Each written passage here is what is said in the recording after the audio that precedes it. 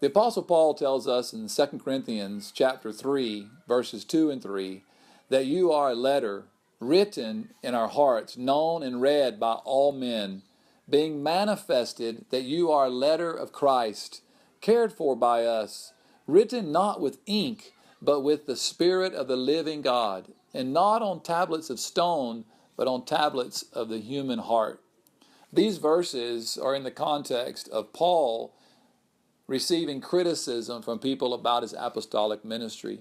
And to validate his ministry, he shares a reality about the people that he ministers to. And this reality applies to us as believers. And he says that we are like a letter, but not just any letter written on some piece of paper, and as he draws the analogy to the Old Testament law on tablets of stone, but it is a letter written in our hearts by the Spirit of the living God.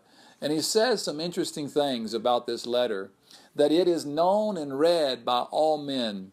That tells me that people everywhere that we come in contact with should be able to see and interact with our lives as they're reading a letter. And it's not just any letter. It's a letter that's manifested as a letter of Christ. Interesting here is that it's not a letter about Christ. You know, the Bible can do very powerful things in communicating a truth to us with very simple words like prepositions.